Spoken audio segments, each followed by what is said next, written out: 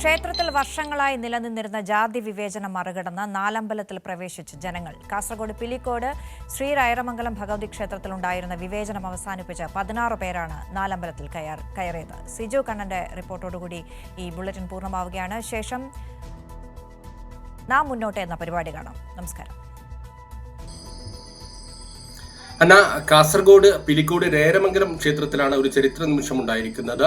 ഇന്ന് വർഷങ്ങളായി തുടർന്നിരുന്ന ജാതി വിവേചനം മറികടന്നുകൊണ്ട് ക്ഷേത്രത്തിലെ നാലമ്പലത്തിനകത്തേക്ക് അവിടത്തേക്ക് പ്രവേശനം നിഷേധിച്ചിരുന്ന ഒരു വിഭാഗം ആളുകൾ പ്രവേശിച്ചു. 16 പേരാണ് നാലമ്പലത്തിനകത്തേക്ക് പ്രവേശിച്ചത്.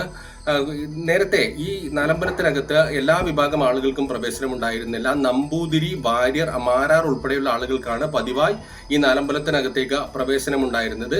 പ്രത്യേക സമയങ്ങളിൽ, ഉത്സവ സമയങ്ങളിൽ, പൂരോത്സവം ഉൾപ്പെടെയുള്ള സമയങ്ങളിൽ നായർ, മണിയാളി വിഭാഗത്തിലെ ആളുകളെയും ഈ സ്ഥലത്തേക്ക് പ്രവേശിപ്പിച്ചിരുന്നു. എന്നാൽ മറ്റ് വിഭാഗത്തിലുള്ള ആളുകൾക്ക് പൂർണ്ണമായും ഇങ്ങോട്ടുള്ള പ്രവേശനം നിഷേധിച്ചിരുന്നു. വർഷങ്ങളായി ഇതൊരു വലിയ പ്രശ്നമായി നിലനിന്നിരുന്നു. വർഷങ്ങൾക്ക് മുമ്പ് തന്നെ ഈ ജാതി വിവേചനം ഇല്ലാതാക്കുന്നതിന് വേണ്ടിയുള്ള ഇടപെടലുണ്ടായി. എന്നാൽ അന്ന് വലിയ എതിർപ്പിനെ തുടർന്ന് അത് സാധ്യമായിരുന്നില്ല.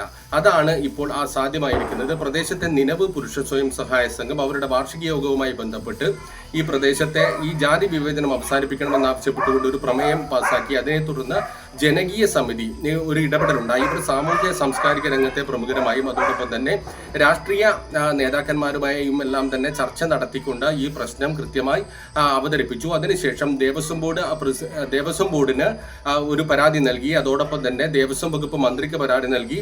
തുടർന്ന് ക്ഷേത്രത്തിന്റെ ട്രസ്റ്റിന് പരാതി നൽകുകയും തന്ത്രിക്ക് പരാതി നൽകുകയും ചെയ്തു. അതിനുശേഷമാണ് ഇന്ന് ഈ ക്ഷേത്രത്തിലേക്ക് ഇവർ നാലമ്പലത്തിനകത്തേക്ക് പ്രവേശിച്ചിരിക്കുന്നത്. വർഷങ്ങളായുള്ള ഒരു പ്രശ്നമാണ് ഇന്ന് അവസാനിച്ചിരിക്കുന്നത്.